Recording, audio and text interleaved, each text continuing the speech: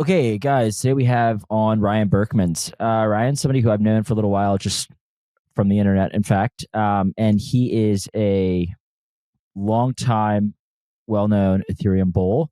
And we're going to hear the most recent bull case for Ethereum, amongst other things, hopefully spiced up a bit. So yeah, Ryan, welcome. If you give us a little bit of background, it'd be great. Thanks for having me on the show, man. Yeah, I got into Ethereum about 8 years ago on a full-time basis in early 2018, and I got in investing in early 2017. I followed it since the ICO, but I'm not an ICO investor. I actually closed the browser tab. So it's been great to see it grow, and I'm grateful I got in when I did. And yeah, Ethereum's taken over my life because it's this extraordinary platform that myself and many of us think is changing the world and kind of eating the economic world. Yeah, I think that one good reason to have you on is because I think from what I see, you are one of, I don't want to say few, but you are one of the members of the Ethereum community that has remained pretty resolute in that Ethereum is taking the right direction. And I've had a lot of people on who may not think that. So I think that to give a little bit of context for this conversation, I think that you've been quite bullish and have thoughts as to, why Ethereum's still on the right path, maybe. So is that a reasonable take? Absolutely. Ethereum is absolutely on the right path. And the set of unforced errors from the Ethereum community combined with Warren and Gensler's war against crypto, which was really more like a de facto war against Ethereum, have put us into a really tough situation in price action wise and sentiment wise, and even internally in terms of our community's belief in our own strategy. The irony of the whole situation is that Ethereum's strategy is a total winner. The numbers are there, the growth is there, and so what we really need now is for folks in the Ethereum community and in the broader token investing communities to realize that like Ethereum's strategy of L1 plus L2 scales the way the world actually works. It articulates the most correct set of trade-offs that speaks to the coming demand from corporations, institutions, and governments who will bring distribution to, not millions, but hundreds of millions and billions of users. And so, mistakes have been made, especially as it relates to our failure as the Ethereum sort of talking head class and political class to successfully explain to the broader world even how the L1 plus L2 model works. There's always supposed to be a hub and spokes model. You have a rich DeFi capital ecosystem, governance, bridging on the L1. And then you have this diverse marketplace of layer twos, which is not just defined by technical scalability, but by political and business model scalability, where you got companies who can come in and they say, hey, I want a piece of this on chain. How do I do that? And the L2 model just provides them this incredible suite of tools where they can control and customize their own chain, not just for technical, but for business purposes, while still remaining part of the overall Ethereum ecosystem in terms of trust minimized bridging. And so like the L2 model is doing so well, but we really failed to communicate, as the Ethereum community, we did not do our best job in selling that hub and spokes model of L1 plus L2 to the broader community. And so a year ago when Blobs dropped and all of a sudden we started to realize the hub and spokes, all the execution, all, which is to say like not all, but it seemed like all, migrated to L2. And okay, wow, L1 gas price absolutely plummeted. And people say, oh my God, Ethereum's given away the farm. Ethereum's dead, sell, sell, sell. This is a very successful narrative. And so, it was our bad for not getting out in front of that. And it was our bad for not doing a better job aligning our, hundreds of talented builders and researchers around this hub and spokes idea that, no, it's not everything's going to L2, it's L1 plus L2. And you can see evidence of this sort of educational communication, political failure, even in very recent remarks, such as Hayden Adams of obviously Uniswap. He recently said, well, if we were going to keep DeFi on the L1, then we should have, and he sort of proposed this alternate path or suggested like maybe we should have. It's like, whoa, man, DeFi was never leaving the L1. Like, did not all of your juicy insider buddies tell you this? The L1, L2 model is not intended to wholesale migrate anything off the L1.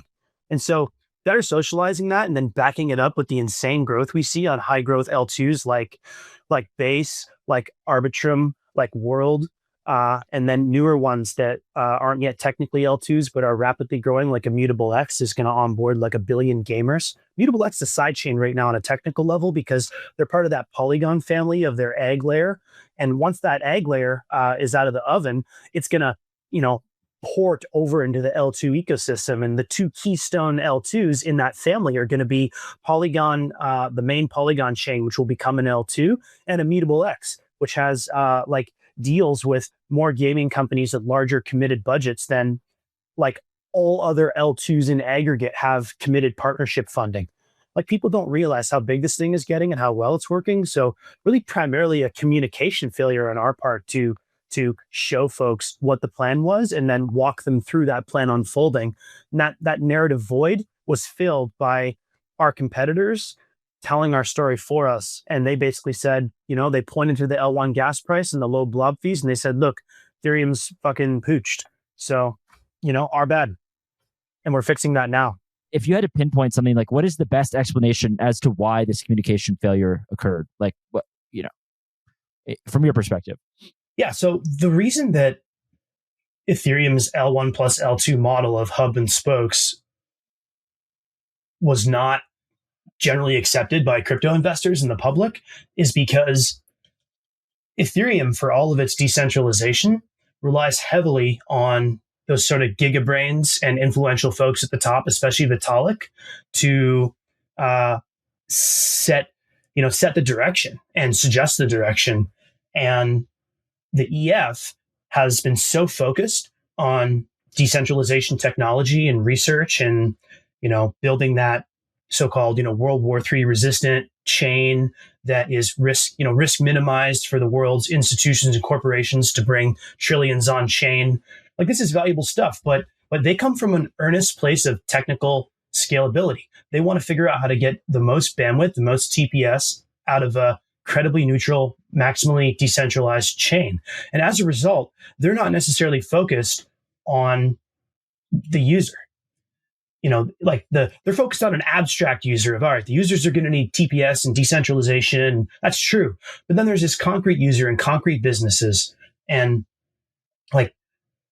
how do we connect the technical scalability to the real world scalability of business model design and appealing to governments and appealing to institutions? And so, the first prong was simply that the EF and the folks who are kind of setting the direction were much too exclusively focused on technical scalability and not focused enough on real world scalability and real world adoption. And the second prong there is that there weren't enough real world growth programs. We sort of wholesale farmed out the business development to L2.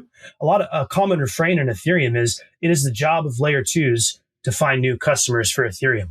And it's true, it is their job, but it's not exclusively their job. The L1 needs its own Ethereum wide as well as L1 centric business development efforts. And that's what we're seeing now with incredible orgs, like especially Etherealize, with Etherealize All-Star Team, Vivek, Danny, Zach, Grant. Like, these guys are a major presence now in New York and DC. And, the fact is that programs like that should have been started 3-4 years ago, not, mostly this year. And so, it was kind of an unforced error situation where they focused too much around technical scalability and not enough around the whole picture.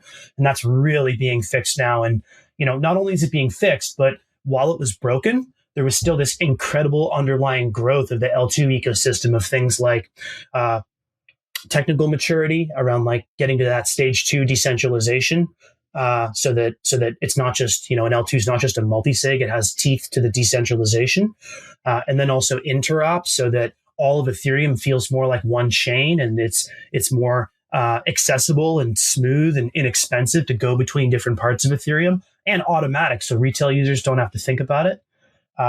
And then the business model component, where you have chains like Base, they're just about 2 years old, and like they have like over 100 million of Bitcoin-backed loans, in addition to many other forms of economic activity thriving on Base. So, and that's just Base, right? Like Base is fantastic, but we also have many other great L2s. A major success story recently is World, which is now having millions of people open their mini apps every day. These are verified humans. I think they're up to 12 million verified humans with 25 million accounts on their World app. Like these guys are going to grow to hundreds of millions of daily actives. So I don't think people realize just how well the L2 model has been baking in the oven, even as the communication and strategic direction side, coming out of the authority figures in Ethereum has not been cohesive and fully user centric. So I see the whole picture is coming together now. We're in the early stages of that, and helping to put that picture together is my focus. I assume you've been following some of the recent developments in terms of scaling the L1. I mean, I guess you can take that a number of different directions, but I guess the argument that I've heard is, this is a pivot versus this has been the plan all along. I think you've had some thoughts on that. Yeah, go ahead. Yeah, I've said on the record, like, it's not a pivot, and it kind of is a pivot. And what I realized thinking about it more is that it's a pivot in the social layer. It's not a pivot in the technical roadmap layer. So if you just look at the insanely detailed roadmap diagrams that Vitalik would put out over the years, which maybe are a little too detailed. Maybe there needs to be like a separate version of those that's sort of the mass market, here's what Ethereum's up to and why version. But the tech roadmap, which is really for technical people, it always included very substantial L1 scaling. So the L1 was not supposed to not scale. It was just that this era, we were building the blob system and the especially the what launches not in this hard fork Pectra in a few days, but in a few days as of recording. But in the next one, Fusaka, which is scheduled for later this year, may come out Q1, Q2 next year. That's going to have this peer-to-peer data availability sampling, which is a massive deal. This is the technology that lets every individual Ethereum validator not have to download every individual blob. So the number of blobs can scale harder than the validator set. And that's really going to unlock like a large amount of L1 data availability compared to what we have today. So that's what they've been focused on. But the next thing after that was always supposed to be L1 scalability. So in that sense, it's not a pivot, but at the social layer, it's absolutely a pivot. And the reason is that about a month and a half ago, Vitalik gave a really important talk at ETH Taipei.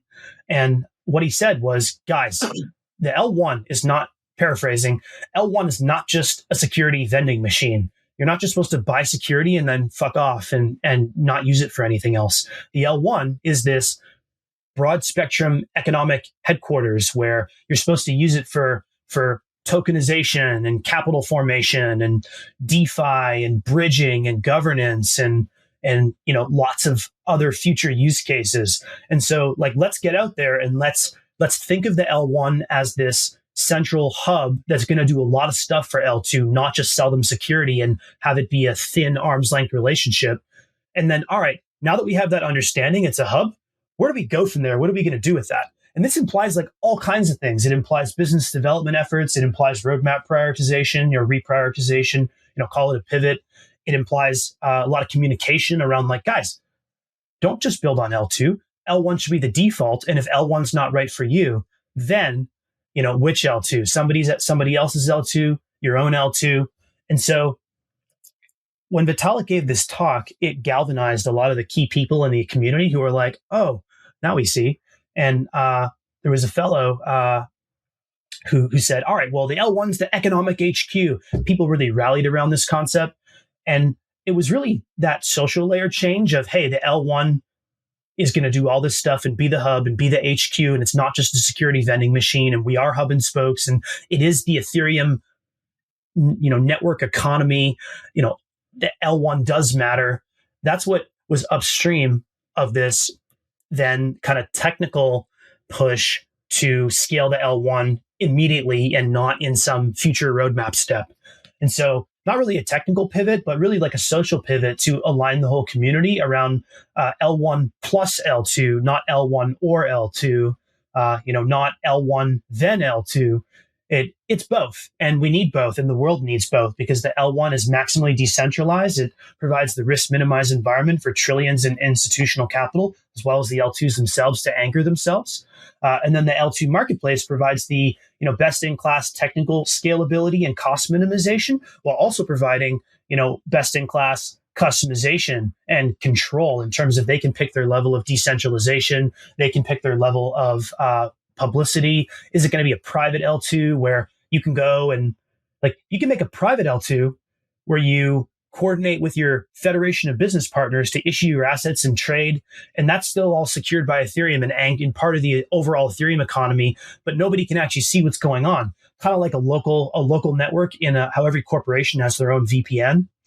Same thing, but for L2s. Or you can make a public L2 like Base, like ARB. So the L2 model is just incredibly flexible. And when you combine that with the power and the risk minimization of the L1, it really is almost, the best thing to everybody, all customers.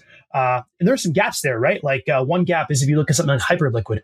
Why is Hyperliquid basically a centralized L1? The answer is that the L2 SDKs are insufficiently expressive today to let you build Hyperliquid as an L2. But in the future, 2 years, 5 years from now, the Hyperliquids of the future don't need to be L1s. There's no reason for them to be L1s. They'll just take a code base like Mega ETH or Rise or some of the other high TPS L2 tech stacks, and they'll deploy them and they'll add in some customizations related to PERT platform or whatever the product of the day is. And then they'll kind of go from there. So the other thing would be Solana's ecosystem. Solana has by far, compared to any other Ethereum competitor, done the best job of building a real app layer. And so that's like a path dependence win. Solana should be thought of now as having transitioned from a technical advantage, which a few years ago they were the only fast, cheap chain in town, to an ecosystem advantage. And now that Solana has these great app layer, they're not the fastest or cheapest chain anymore. And they're basically never going to be again. So they're not the most decentralized. They're not the fastest. They're not the cheapest. And so you look at things like Hyperliquid and Solana, and it shows you some of the gaps in today's L2 model. But ultimately, those gaps are being fixed by the progress of technology, by the progress of socialization of the L2 model to explain this L1 plus L2. And so the failure of the ivory tower to see that, foresee that years ahead and better plan for it is unfortunate. But the fact is that now they are, and now they've gotten aligned around that as of Vitalik's ETH Taipei talk, where he talked about the L1 being a real hub and L1 plus L2. And so that has put us in this position now where all the pieces are coming together, and we're in the early stages of that. Yeah, I think Solana also had, right, all the apps were on Solana, mainnet. So I think my question would be, what apps do you want to come to Ethereum mainnet? Because you said at one point that there was not this claim that all of DeFi would leave the L1, but I mean there was a point when Justin Drake made a comment, something along those lines, the execution DeFi will be if you want to do that, build an L2. Yeah, thanks, Justin. Yeah, between ultrasound money and that remark from Justin, it probably cost us hundreds of billions of dollars. So I think Justin's a very talented researcher, but some of his ecosystem direction, I think, has not delivered the success that I'm sure he intended. Yeah, I think a lot of people would agree with you. But so then my question is, Solana, it's very straightforward. You build an application on the L1. With Ethereum, it is a little bit more, and maybe this is a messaging thing right now, and I think that'd be the argument you'd make, and I think it's a very reasonable argument. There's still a bit of a disconnect, right? And you brought up Hayden Adams. I mean, Hayden is an application builder, kind of infra application, but regardless, he's an application builder, and he launched Unichain on the grounds that this was the hub and spoke model we were supposed to go with. And at the very least, you can say what you want about Uniswap, but I think there's plenty to say. But it is reasonable for him to point out that that was our understanding, that Uniswap, the primary Uniswap product, was not supposed to be on the L1 in the future, or it was going to be in tandem with our Unichain L2, and then building on Base and Optimism and wherever else their application. So I'm curious then, what do you think? What applications come to the Ethereum L1 now, or do you view? So like, where do you see the breakdown? When you're making an app in Ethereum, you want to default to the L1, and I'll talk more about like who would actually do that. And then if you're not building on the L1, you still want to build on the L1, but distribute to all L2s simultaneously by, for example, using canonical token bridging, if it's a token product. And then if you're not going to do that, then you want to build on L2. And then you got your choice of, do I make my own? Do I join someone else's? Do I join multiple? It can be a tough choice. So which kinds of new entrants or existing folks are going to do which models? So for someone like the apps that are going to thrive on L1 are going to be anything that is absolute highest value per byte. It's going to be institutional tokenization, L2 governance, bridging protocols. Like the trust minimized bridging point to point between two L2s flows through the L1 through like cryptographic, succinct, cryptographic, like a small amount of data passes through the L1 for that L2 to L2 bridging to occur. And so anything that's highest value or anything that benefits from this hub and spokes coordination is going to go on the L1. So a great example would be that Visa's been working on an L1 system to provide tokenization capabilities to their customers. So they're not just tokenizing on the L1, they are building a token factory for their own customers on the L1. And so it's going to be those kinds of highest value per byte use cases that thrive on the L1. And no amount of L2 innovation can possibly eclipse, can possibly take over the L1's reason for existing, or the L1's benefit of that high value per byte. Take a look. Unichain is a great example. They have optimized Unichain for trading, and it's, pound for pound, it's like probably by far the best L2 to execute a trade on with their, sophisticated MEV integrations and MEV protection. But despite all that differentiation in the MEV and trading verticals or niches, not niches is the right word, but MEV specialization, they can't directly compete with the L1's risk minimization.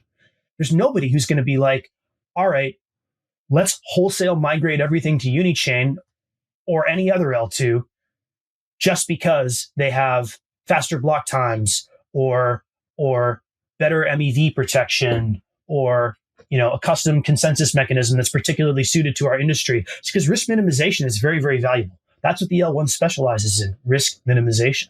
And so, the people who are going to pick the L1 are going to be the folks who value risk minimization, which is also where the money is. The trillions of dollars in capital and, tens of trillions in economic activity.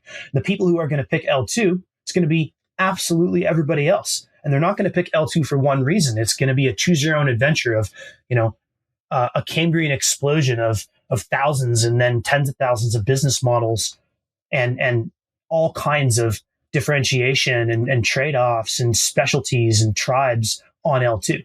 So it's going to be both, and both of them have their place. The Gwart Show is sponsored by Ellipsis Labs, who I've been following for 3 years now. They're one of the strongest teams I know in crypto.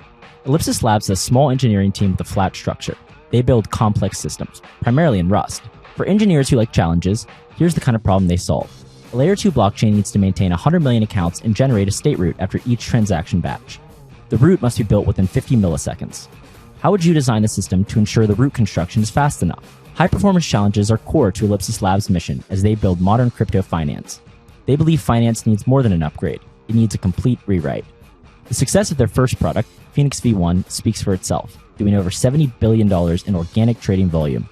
Now, Ellipsis Labs is building Atlas, the blockchain purpose-built for verifiable finance. I know this team personally, and I like them because they're unique in the crypto space. They have a long-term focus, they work in person from their New York City headquarters, and they're here to build products that fundamentally change the world of finance. If you want to learn more about their open roles, go to ellipsislabs.xyz/careers. Yeah, I remember you were quite critical or at least concerned about Lido early on. I'm curious your thoughts now, and then also, this question's probably been, belabored at this point, but what do you think about the current, sort of staking, solo staking, the impact that that's had on Ethereum's roadmap? So yeah, there's kind of two separate questions, but feel free to answer how you want. Yeah, Lido's an Ethereum institution, and we should all be very grateful with the level of diligence and professionalism that they've brought to security and having such a simple, great product that a lot of people use, including myself. So Lido's fantastic. It is true that early on in Lido's life, they had this incredibly fortunate circumstance where all of their competitors were about a year late to market. And then once the competitors arrived to market, they were more complex, weird products that didn't scale as well as Lido. And so it put Lido into this incredible opportunity that they capitalized on, which was for them the right thing to do, where they got to win so much more of the market than should have been possible for anybody and will ever be possible again.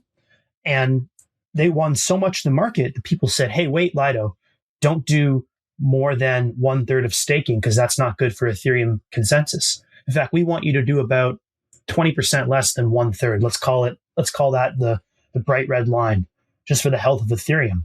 And they were riding high off their market share and their growth, and they were the hottest project in crypto at that time.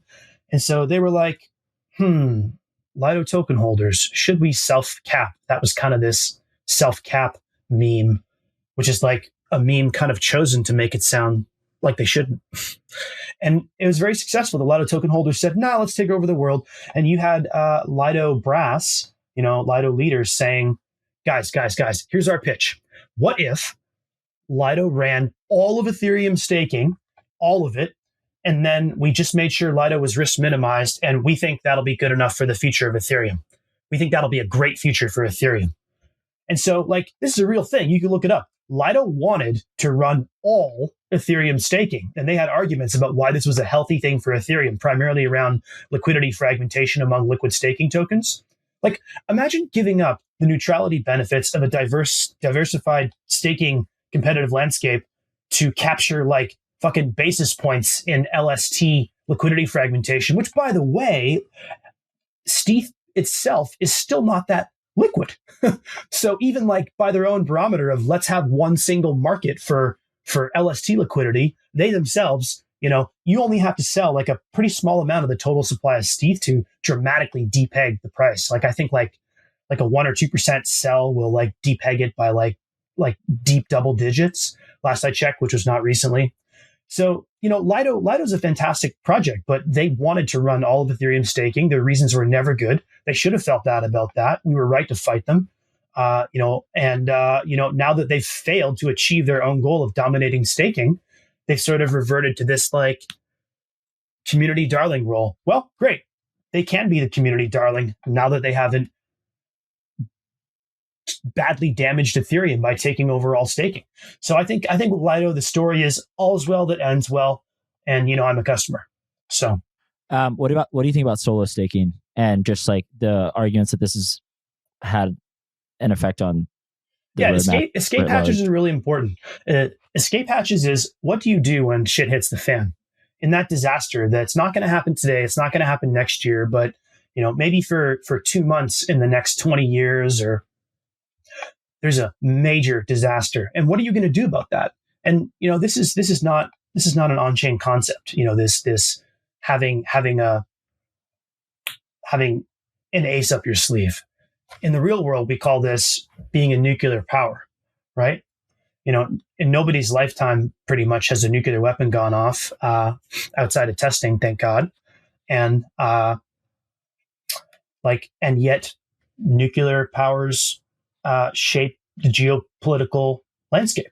And so it's really the same with on-chain escape hatches, where whether it's using an L2, knowing that in the worst case, folks can migrate off, or for the L1, knowing that should something happen, the whole validator set can rapidly and permissionlessly have that agility to migrate to home staking in lots of countries, in lots of cities. So home staking and, staking is really a bundle of duties that they're now unbundling. So they're the researchers are forcing us to get more specific here.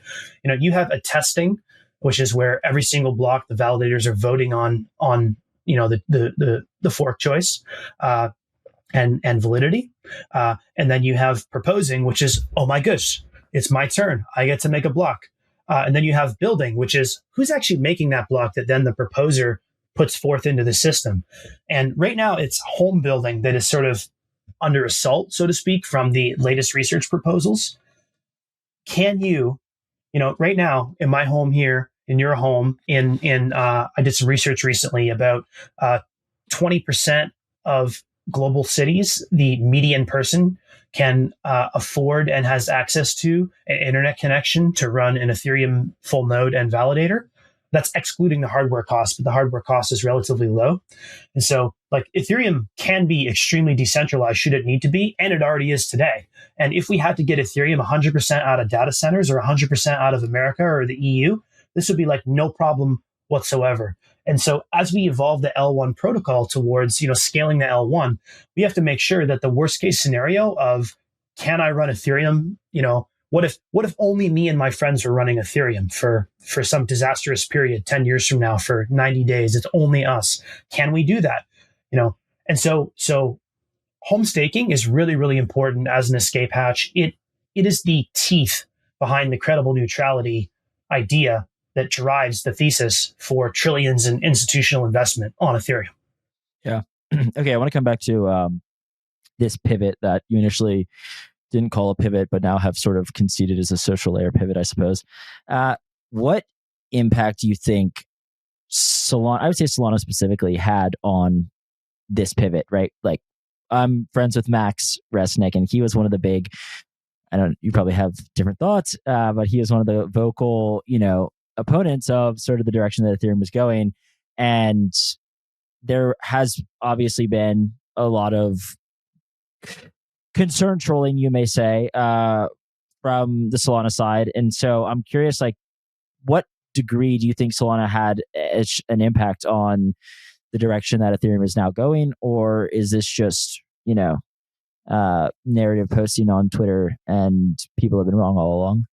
Yeah, I mean, Max enjoyed sort of a redux in the limelight where, like Hoffman was saying, oh, Max was correct. Oh, my God. But, Max got lucky because, first of all, he said, let's scale to L1. And it was always the plan to scale to L1. So he proposed something that was literally already the plan. And then, when we pivoted socially to this economic HQ, the L1 is the hub. And then they said, all right, if the L1's the hub, we really should prioritize L1 scaling sooner in the roadmap than someday, which it was always the plan. And, to summarize my view on Max's suggestion, he said Ethereum should be a little bit more like Solana. But Ethereum's social pivot now to prioritize L1 scaling is not to be more like Solana. It's to just do a better job at what was our plan all along, which is hub and spokes. It's L1 plus L2. So I think Max got kind of lucky. And the other reason why Max got lucky here is that no one ever knows when Vitalik's going to come out of left field and change the narrative. Vitalik, to Evan Van Ness's credit. What do you think about that? What do you think about just what you just said? The notion that nobody knows when Vitalik's going to come out of left field and change the narrative. I think it's fucking terrible. I think Vitalik's a genius, and I think he's been right about so much, and it's because of him that we've pursued what I think will be a century-defining concept of credible neutrality, to have this new place that the world's corporations and governments can go and transact with each other on a bilateral basis, where nobody can just go against what they said they would because the chain enforces it, even to the tune of trillions, even to the tune of major global powers entering into smart contracts. I think we're going to see all this stuff, and it's Vitalik and his genius and his team he's put together, including Aya, the former executive director of Ethereum Foundation, recently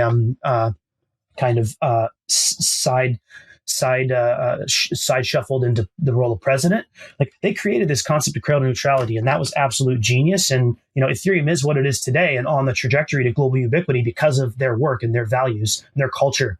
But Vitalik is not all seeing, and we way too much pretend that he is. In particular, a lot of people have a lot of good ideas and point out a lot of key opportunities and threats for Ethereum that, if they're not acknowledged by Vitalik or someone one level below Vitalik, like a Justin Drake or one of the new executive directors, they don't matter, and that's a problem.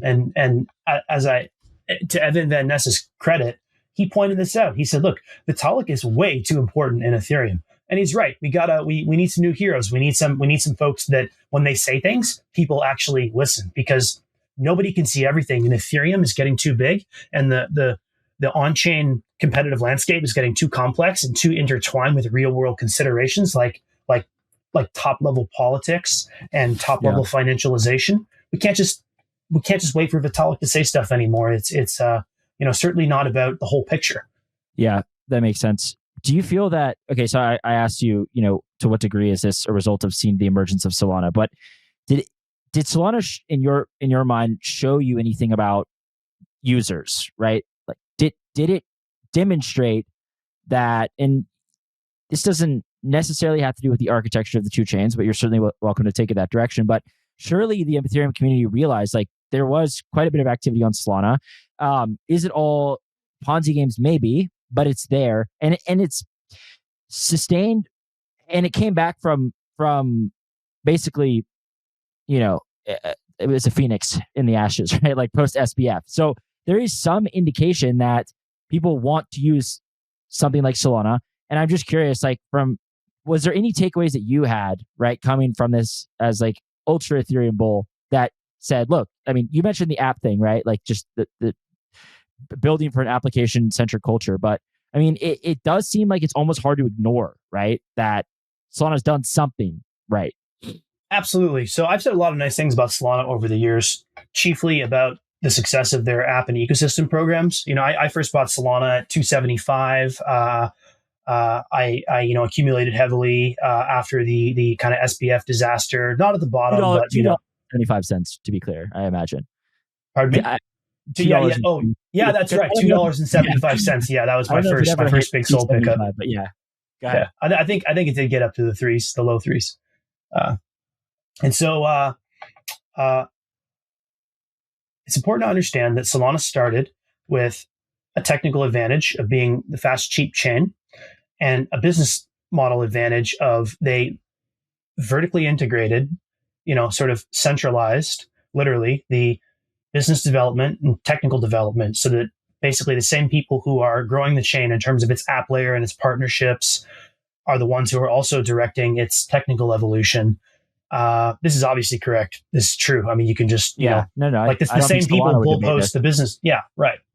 And so this was great. It's a huge innovation. They were also the first chain, in terms of being fast and cheap, to embrace parallelism, running off GPUs. They had like a relatively low level optimized architecture to squeeze all the juice out of these big nodes. Like their strategy was just fantastic out of the gate. And that's why I picked them up so early. Great team, really committed team who aren't just one of these like ghost chain alt L1s that are LARPing their way to their first token unlock. They don't even need to wait their 4 years. They kept so much of their token. The moment they get that first tranche, they sell it for 30 million. And, for personal reasons, they've decided to go travel the world or whatever the fucking Aptos guy is doing right now. So, Solana's done this great job. And, but the reasons for Vitalik's social pivot to focus on the L1 as a hub is really interesting, because it's not actually about Solana's app layer. Solana's app layer is very strong, and Ethereum has much to learn about the kinds of real-world growth programs that have made them a place of world-class net new innovation. And they support builders better than we do. And we're learning now, especially through the leadership of groups like Base and Arbitrum. Arbitrum recently made Base's growth programs are all over the place. Arbitrum made recently an off-chain or an on-chain labs, which is like their new entity to help builders. So like Ethereum's really learning to help builders and to be more open to net new innovation, especially in consumer crypto, including with speculation. But Solana's been an industry leader there. And the thing is that a lot of ivory tower folks in Ethereum, to this day, I have conversations all the time where people maintain there's nothing particularly special going on in Solana's app layer. And it's just totally incorrect. Solana, to quote Frankie, the partner from Paradigm, who said about 9 months ago, paraphrasing, it is amazing how much innovation is happening in Solana app layer that's happening nowhere else. And, one of the sectors is DePIN, but there's other areas too. They have great new emerging apps in like on-chain labor and like tokenization of your time. And the fact is, like, if you really go study Solana app layer as I have, that rabbit hole goes real deep, and Ethereum needs to learn from that. But that's not why Vitalik did this big pivot.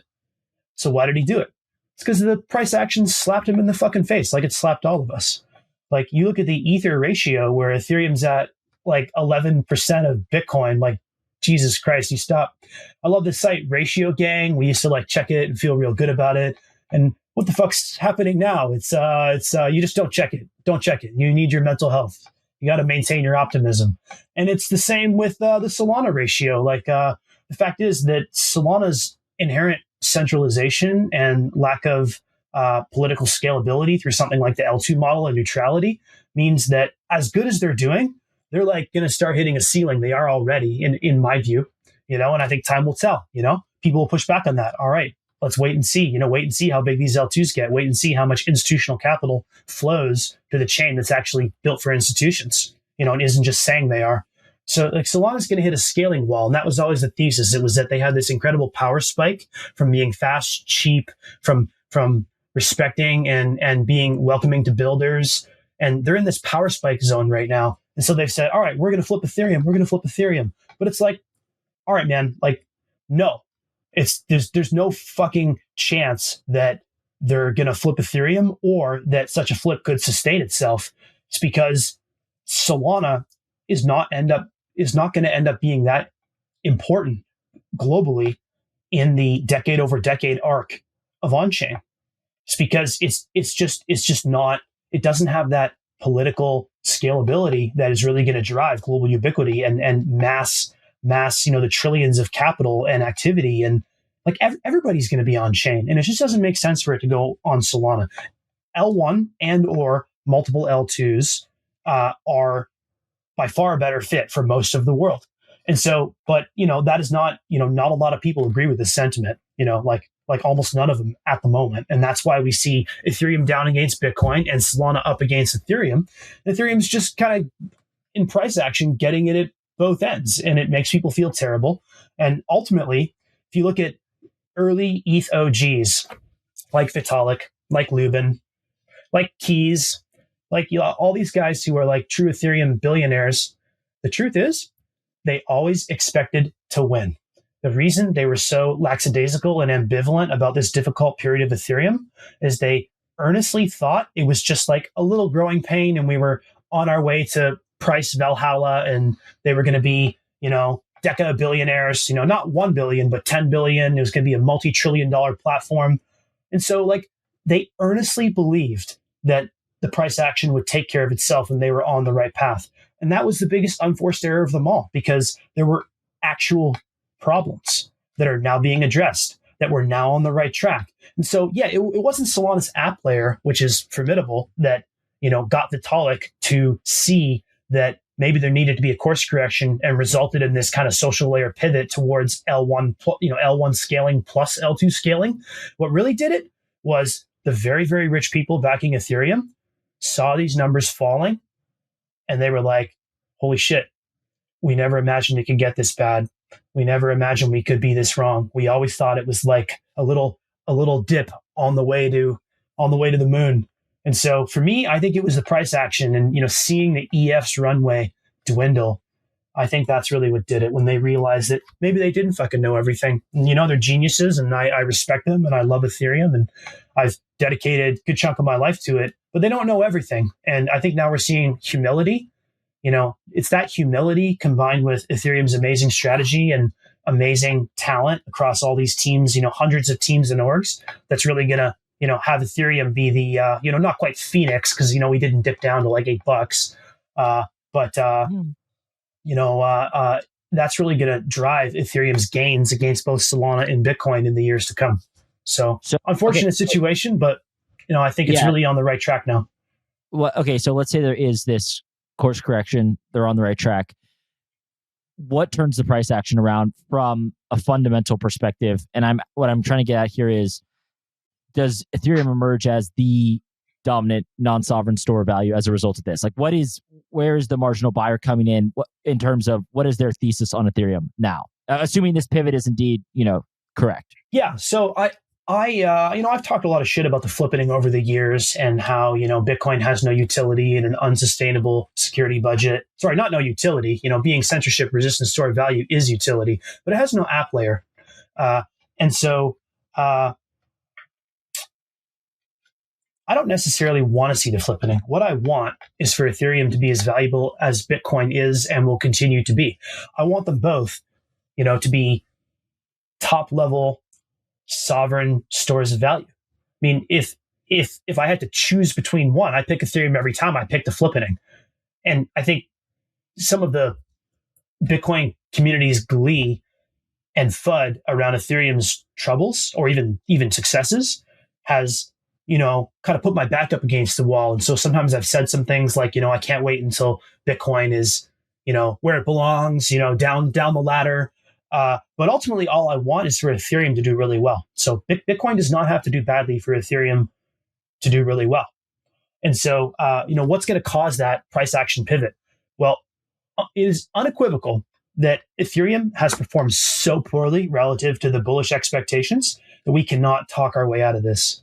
We cannot market make our way out of this. Like if you look at these Alt L1s and even Solana, like marketing does a lot of the heavy lifting. Ethereum needs better marketing and better BD, and we are building those now, especially with, again, Theorylize.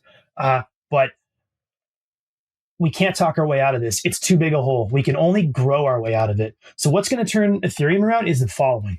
Step one, the L2 ecosystem is going to get too big and successful and have too many major partners, like Alibaba's subsidiary announced a real L2 this week. It's going to get too big to ignore. And then everybody's going to say, okay, the L2 model is killing it. And that's when they're going to, kind of pivot to the final boss, which they're already halfway there, which is L1 value accrual. They're going to say, but how does that help Ethereum? L2s are succeeding. How does it help Ethereum? And the answer to that is that, again, things have gotten too bad in Ethereum for us simply to point to the amount of Ether locked in L2 and used in L2. And we can't say that, all right, well, these L2s have 2 billion users and they distribute Ether as money or Ether as a store of value, and they're using it in DeFi, and all their apps have Ether as like one of the primary currencies. Like that works for Bitcoin, right? Like Bitcoin's the top ticker on every exchange. No exchange activity accrues back to the Bitcoin chain. Exchanges don't pay Bitcoin fees. All of Bitcoin activity is off chain for the most part. 99.99% of Bitcoin activity is off chain. And so, but Ethereum's not going to have that luxury. We can't market our way out of this. We can't centralized exchange or L2 activity our way out of this. The final boss for Ethereum is going to be getting the L1 metrics back up around fees. We got to get L1 fees back up, both execution fees in terms of L1 apps and blob fees in terms of the data availability fees paid by L2s to L1. So to answer your question, in short, when the L2s are crushing it even like 100x harder than they're already crushing it today, and when that is accompanied by L1 fees going back up, then people will finally, writ large, believe in Ether again, and we're going to see Ether become a multi-trillion-dollar asset right up there with Bitcoin. So do you think that the when you say fees, like, do you think this is primarily blob fees? Do you think this is primarily like DA type value accrual? I think this is the argument that, again, I don't know how you feel in terms of citing this source, but this is the argument that Justin Drake makes, that in the long run, the value, in terms of fees comes from functionally posting data. Is this basically your theory as well? Because I guess I would not necessarily counter that, but I would just point out that, like, it seems like, for example, Base recently was consuming a ton of the blob space, and these L2s just reverted to posting call data. Is there a long run where blobs are just paying enormous amounts from your perspective? I mean, it seems that the answer is yes. Yeah, the answer is yes. And in terms of that long-term breakdown between how much fee revenue is Ethereum earning from blobs versus L1 execution, that remains to be seen. It could be as little, I think, as 10% blobs, 90% execution, or it could be 90-10 the other way. And, to your point about how some L2s occasionally revert to posting call data instead of buying blobs, there's a mechanical economic relationship between the price of blobs and the price of L1 block space. So you've seen this narrative that DA is fungible and blobs will never make money. It's just simply not true. Blobs are going to make lots of money. The price of blobs is going to be directly proportionate to the price of L1 gas. And what'll happen is as the L2 landscape grows, there's going to be a natural organic negotiation between who wants to be on L1, who wants to be Rollups L2 in the blobs, and then everybody else, which settles on Ethereum through the power of the ZK Validium proofs. ZK validity proofs that power the Validium L2s. A Validium L2 is like an L2 that uses off-chain data, which it could be like EigenLayer, it could be the server in Joe's basement. It's got data that's off-chain, it's not in blobs, but it still settles on Ethereum, enjoying that trust minimized bridging, but not the same level of censorship resistance as blob customers.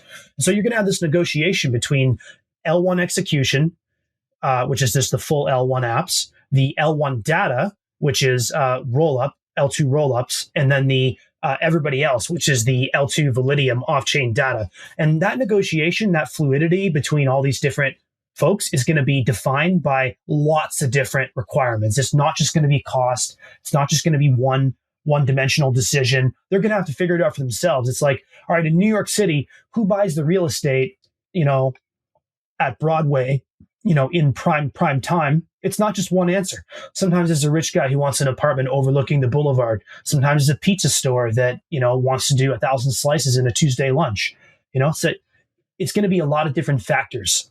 And so when the dust settles, one of the key questions is going to be, what percentage of L2 revenue or of roll-up revenue are they willing to spend on blobs before they get off blobs? Like if you're a roll-up and you make $100 revenue, when are you going to switch off blobs? When are you like, oh man, these fucking blobs are too expensive. I got to switch to EigenLayer or my corporate data availability sampling. I got to get off blobs. How much are you willing to pay? Personally, I think it's going to be like at least 30%. I think blobs are going to end up being really, really valuable for the roll-ups. Do you know what percentage base is paying right now? Well, like close to zero, because there's not enough blob contention to force the fees up. The blob fees up. But so Jesse, you said your estimate is like roughly 30%. That's sort of like the pricing power. I think it's a signal estimate. I think it's not going to be 2%. You're not going to see a roll up that builds their whole business on decentralization and they're like printing money and they have high growth and blob fees jump up to eat like 3% of their margin. And they're saying, that's it, everybody. Let's get off Ethereum. This is too much. It's a ridiculous concept. They're going to pay a material amount of their revenue before they really, really consider getting off blobs. I think that's going to be a common phenomenon across rollups because decentralization, censorship resistance, and not having liability over customer funds, because using L1DA is the best way to disclaim liability over controlling your customers' funds and not being a money transmitter. And this is valuable stuff. They're going to pay a percentage of revenue for this capability. And so the first question is, as we said, what percentage of revenue will they be willing to pay steady state on average for rollups for L1 blob DA? And then the second question is, how much fee revenue is that for Ethereum before rollup fees get expensive? Like, can Ethereum make $10 billion in DA fees and rollup fees are still inexpensive? And I did some napkin math recently, and today, before Pectra launches in a couple days, we have 3 blobs per block. As of Pectra, it goes up to 6 blobs per block. That's still every validator downloads every blob. As of Fusaka, in 9, call it 8 to 11 months. Some would say 6 to 11 months. I'm going to get a lot of shit for saying Fusaka's not coming this year, but I don't think it's coming this year. Just I hope I'm wrong. I got a pretty good track record of predicting hard fork dates. It's on the record. So when Fusaka ships, our current goal is to have 48 blobs per block. And today's blobs are actually only about 80% full. Last I checked about a week ago. So even though we're at the blob target saturation, we're posting 3 blobs a block. Some of those blobs are not full. They're like literally like you always have to buy a whole blob. You can't buy half a blob. So a roll-up will buy a whole blob and fill half of it because that's like they're cheap. You're not wasting money. They're free today almost. So it turns out that we're only actually using about 2.4 blobs a block today. So Fusaka, 48, 2.4, that's 20 times more capacity, about a year from now or less than a year from now. So with 20 times more L1DA capacity, how much fee revenue can the Ethereum L1 earn before rollup fees go above 1 cent per median user, not the average fee, because the average fee is pulled up by MEV bounties, but the median user fee. Well, it turns out that we can have median user fees of about 1 cent while earning 1% of total Ether supply per year in blob fees, with 48 blobs less than a year from now. These are big fucking numbers, man, because 48 blobs is just the start. Eventually, there's going to be 96, and then it's going to double from there. And so the fact is that Ethereum is going to be selling so much blobs, and rollups are going to grow so fast. Look at world and basis numbers, man. These are titans. These are growing into global businesses. They're going to grow so fast, and they're going to buy so many blobs, and they're going to be willing to pay such a high price as a percentage of revenue, 30%, whatever it then settles at, that they are going to pay so much fees to Ethereum while still keeping median fees at about, less than 1 cent, that it's going to be, 1 to 2 to 3% of Ether supply paid per year in blob fees. That's Ether supply. Now, the 1 cent fee is at today's USD price. So there's some, if the price of Ether goes up 10x, there's going to be a give and take there. The important thing is, are blobs a great business? Fuck yeah, they're a great business. They're going to make tons of money for Ethereum. And I think, folks, one reason why it's difficult to appreciate that is because with inelastic supply, the total fees are low until they're not. So as long as nobody's bidding up the price of blobs, everybody gets free blobs. That's what we're seeing today. Blobs are still only about 80% full in terms of the actual data capacity.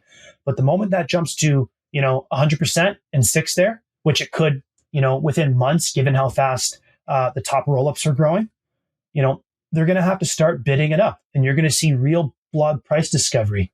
And if you're somebody who thinks that price discovery is not going to happen, or that when it does happen, that at the first sign of having to pay, 10, 20% of L2 revenue, base or world is going to get off blobs, I just think you need to reevaluate your assumptions and do your homework, because, base, Jesse from base has given some indication that they have no intention of getting off blobs. And I can't imagine that World Chain will either. I think these guys are going to be the 800-pound gorillas of blob purchasers, and they're going to pay a lot of money to Ethereum. They're going to get a lot of value, even more value in return as they build the next generation of social networking, consumer banking. So I sometimes I don't see how people can think the L2, L1 plus L2 hub and spokes model is not working out. It's very, very clearly working out. And when those L1 fees kick back up in terms of both blobs and execution, then, folks will believe again, and Ether will become a multi-trillion-dollar asset. Okay, well, that was quite a concluding bull post. Do you feel like we got through everything? I thought it was great. Yeah, man. Cheers.